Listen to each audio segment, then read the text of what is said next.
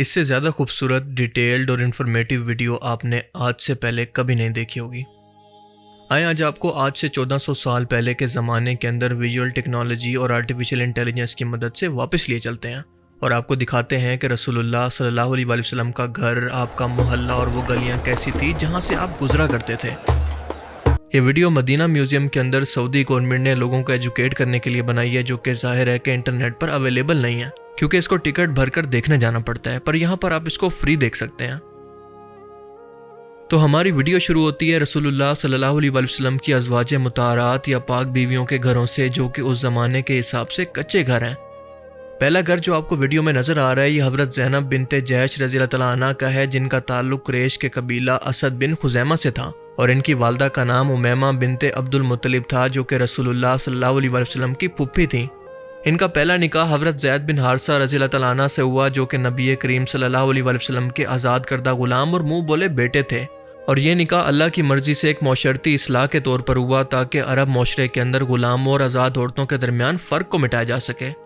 پر اس نکاح کے بعد ان دونوں کے درمیان طبیعت کا میل نہ ہو سکا اور یہ نکاح زیادہ عرصہ نہ چل سکا۔ آخر کار حضرت زید نے ان کو طلاق دے دی، اور حضرت زینب رضی اللہ تعالیٰ عنہ کا نکاح رسول اللہ صلی اللہ علیہ وآلہ وسلم سے خود اللہ تعالیٰ نے آسمانوں پر فرمایا۔ سورہ الاحزاب آیت 37 کے اندر اللہ فرماتا ہے کہ پھر جب زید نے اس سے تعلق ختم کر لیا تو ہم نے تمہارا نکاح اس سے کر دیا تاکہ مومنوں پر اپنے منہ بولے بیٹوں کی بیویوں کے بارے میں کوئی تنگی نہ رہے۔ اور رسول اللہ صلی اللہ علیہ وآلہ وسلم سے نکاح کرنے کا مقصد یہ تھا کہ اللہ تعالیٰ نے اس رسم کو توڑ دیا کہ آپ کے منہ بولے بیٹے آپ کے حقیقی بیٹے نہیں بن سکتے، یعنی یہ واحد صحابیاں ہیں جن کا نکاح آسمان سے اللہ تعالیٰ نے نبی کریم صلی اللہ علیہ وآلہ وسلم سے فرما دیا، اور ان کے بارے میں نبی کریم صلی اللہ علیہ وآلہ وسلم نے خود فرمایا کہ تم میں سب سے پہلے مجھ سے وہ ملے گی جس کے ہاتھ سب سے زیادہ لمبے ہیں، یعنی وہ سب سے زیادہ صدقہ دینے والی ہے۔ خلیفہ دوم حضرت عمر رضی اللہ تعالیٰ عنہ کے دور خلافت کے اندر ان کا انتقال ہوا۔ اب ذرا اس سے آگے بڑھیں تو حضرت سلمہ رضی اللہ تعالیٰ عنہ کا گھر آتا ہے، جو کہ نبی کریم صلی اللہ علیہ وآلہ وسلم کی نہایت عقل مند، باوقار اور عقل مند بیوی تھی، اور انہوں نے اسلام کے کئی اہم لمحات کے اندر رسول اللہ صلی اللہ علیہ وآلہ وسلم کی مدد کی اور مشورے دیے۔ آپ سب لوگوں کو یقیناً صلح حدیبیہ کا مشہور واقعہ تو یاد ہوگا، جب 1400 صحابہ کرام احرام پہن کر عمرہ کے لیے مکہ مکرمہ پہنچے، لیکن مکہ کے سرداروں نے انکار کر دیا۔ تب آپ صلی اللہ علیہ وآلہ وسلم نے مکہ کے مشرک سرداروں سے صلح حدیبیہ فرمائی، اور صلح کے بعد نبی کریم صلی اللہ علیہ وآلہ وسلم نے اپنے صحابہ کو 3 بار حکم دیا کہ احرام کھول دو اور اپنی قربانی کر لو، لیکن کسی ایک شخص نے بھی آپ کی بات نہ مانی۔ یعنی صحابہ کرام اس صلح سے بہت ناراض تھے اور چاہتے تھے کہ آپ صلی اللہ علیہ وآلہ وسلم اپنے اس فیصلے پر نظر ثانی کریں۔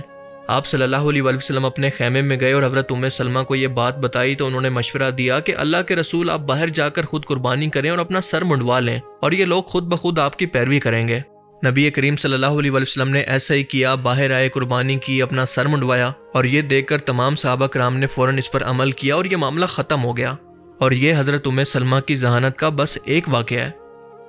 ان کا تعلق بنو مخزوم قبیلے سے تھا، یعنی بہت ہی اونچا عرب کے اندر ان کا سٹیٹس تھا، اور بہت ساری احادیث روایات خاص طور پر ان کی طرف سے بیان کی گئی ہیں، خاص طور پر خواتین کے مسائل سے متعلق۔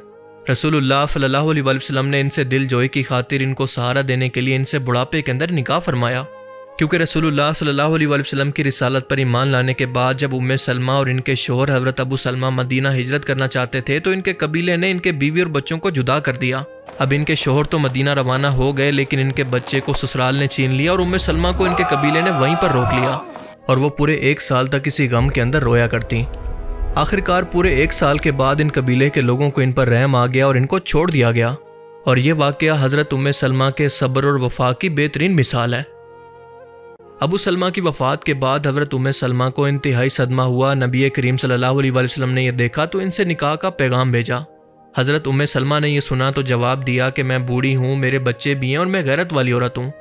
نبی کریم صلی اللہ علیہ وآلہ وسلم نے فرمایا کہ اللہ تمہارے بچوں کا ولی ہوگا، تمہاری غیرت کو دور کرے گا اور تمہاری عمر کے اندر برکت دے گا،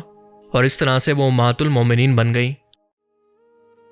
سلمہ کے گھر سے تھوڑا سا آگے بڑھیں تو ان کے بالکل ساتھ خاتون جنت، جنتی عورتوں کی سردار، رسول اللہ صلی اللہ علیہ وآلہ وسلم کی سب سے لاڈلی بیٹی مولا علی علیہ السلام کی زوجہ اور حسن و حسین کی ماں بی بی فاطمہ کا گھر ہے، اور ان کے مرتبے کے لیے تو الفاظ بھی کم ہیں۔ بس یہ جان لیں کہ رسول اللہ صلی اللہ علیہ وآلہ وسلم نے فرمایا کہ فاطمہ میرے جگر کا ٹکڑا ہے، جس نے فاطمہ کو تکلیف دی اس نے مجھے تکلیف دی۔ ایک بار جب نبی کریم صلی اللہ علیہ وآلہ وسلم سے پوچھا گیا کہ آپ کو سب سے زیادہ محبوب کون ہے، آپ صلی اللہ علیہ وآلہ وسلم نے فرمایا کہ فاطمہ۔ حضرت فاطمہ جب آپ سے ملنے آتی تو رسول اللہ صلی اللہ علیہ وآلہ وسلم ان کے استقبال کے لیے کھڑے ہو جایا کرتے۔ حضرت فاطمہ کے گھر کے بالکل پیچھے رسول اللہ صلی اللہ علیہ وآلہ وسلم کی ایک اور زوجہ حضرت سودا کا گھر تھا، اور یہ نبی کریم صلی اللہ علیہ وآلہ وسلم کی دوسری بیوی تھی، جن سے آپ صلی اللہ علیہ وآلہ وسلم نے حضرت ختیجہ کی وفات کے بعد نکاح فرمایا۔ حضرت ختیجہ کی وفات کے بعد نبی کریم صلی اللہ علیہ وآلہ وسلم بہت غمگین تھے، اور حضرت سودا بھی اس وقت بیوہ ہو چکی تھیں۔ وہ بوڑھی، سادہ مگر دیندار اور باوقار خاتون تھی۔ نبی کریم صلی اللہ علیہ وآلہ وسلم نے ان سے نکاح فرمایا تاکہ گھر کا نظام سنبھالنے والی کوئی عورت موجود ہو اور ایک نیک اور بزرگ عورت کو سہارا دیا جائے۔ حضرت عائشہ رضی اللہ تعالیٰ عنہا فرماتی ہیں کہ میں نے سودا سے بڑھ کر کوئی عورت نہیں دیکھی جو کہ سیدھی سادی، دل کھول کر صدقہ کرنے والی اور اپنی باری مجھے بخشنے والی ہو۔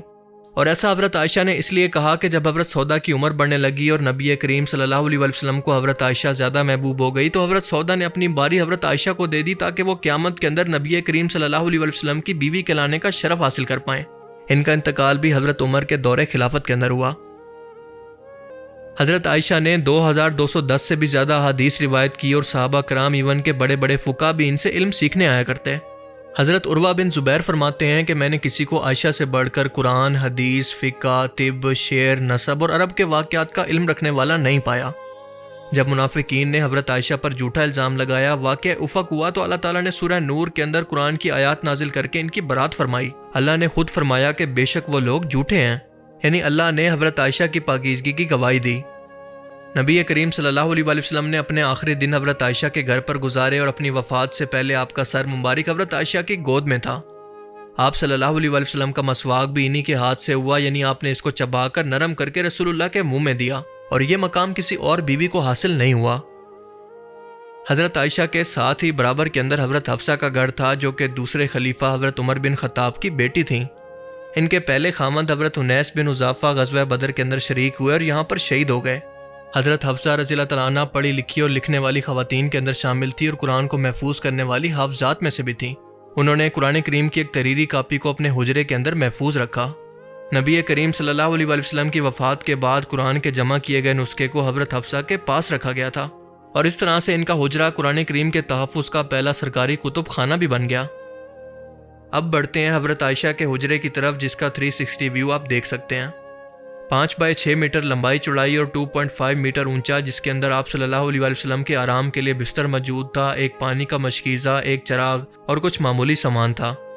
یہی وہ مقام ہے جہاں پر نبی کریم صلی اللہ علیہ وآلہ وسلم نے اپنی زندگی کے آخری دن گزارے، اور یہیں پر آپ کی وفات ہوئی، اور آج بھی آپ وہیں پر دفن ہیں۔ آج روضہ رسول اسی جگہ کے اوپر موجود ہے، کیونکہ انبیاء کرام کو وہیں پر دفن کیا جاتا ہے جہاں پر ان کا انتقال ہوتا ہے۔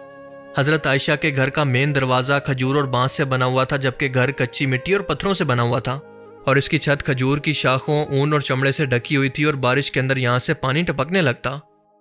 حضرت عائشہ کے گھر سے جڑا ہوا ایک دروازہ مسجد نبوی کا دروازہ بھی تھا، اور یہ دروازہ جو آپ دیکھ رہے ہیں یہ وہی دروازہ ہے جو مسجد نبوی اور گھر میں آنے جانے کے لیے استعمال ہوتا۔ آئے ذرا اب اس دروازے سے اندر داخل ہوتے ہیں، اور یہ تھا مسجد نبوی کا نقشہ آج سے 1400 سال پہلے۔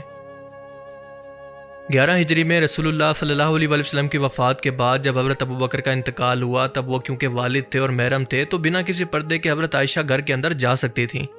لیکن جب حضرت عمر کا انتقال ہوا تو وہ کیونکہ نامحرم تھے تو ایک پردے کے ذریعے دونوں قبروں کو ایک پردہ لگا کر الگ شناخت دی گئی، جیسا کہ آپ دیکھ سکتے ہیں کہ یہ ہے رسول اللہ صلی اللہ علیہ وآلہ وسلم کی قبر مبارک، اور یہ ہے حضرت عائشہ کے والد حضرت ابوبکر صدیق کی اور خلیفہ دوم حضرت عمر کی۔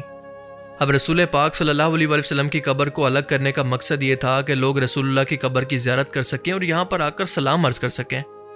اور آپ کو بتاتا چلوں کہ اسی حجرے کے اندر ایک چوتھی قبر کی جگہ بھی موجود ہے، جو کہ حضرت عیسیٰ علیہ السلام کے لیے مخصوص ہے کہ جب وہ واپس آئیں گے تو اسی جگہ پر دفن ہوں گے۔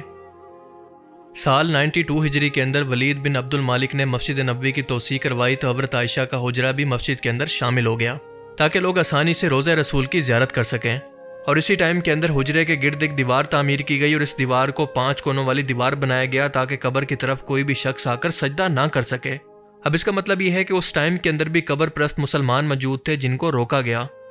اب اس کے بعد کئی صدیوں تک آنے والے بادشاہوں نے قبر مبارک کو محفوظ رکھنے کے لیے متعدد دیواریں بنائی، پردے لگائے، لکڑی اور پتھر کی دیواریں تعمیر کروائی، جس کا مقصد یہ تھا کہ لوگوں کو کسی بھی طرح کی شرکی ایکٹیویٹیز سے روکا جائے، ان قبروں کی شناخت باقی رہے اور لوگ قبروں کو معبود نہ بنا لیں، اور اسی وجہ سے زائرین کے لیے باہر سے ہی سلام کی اجازت رکھی گئی۔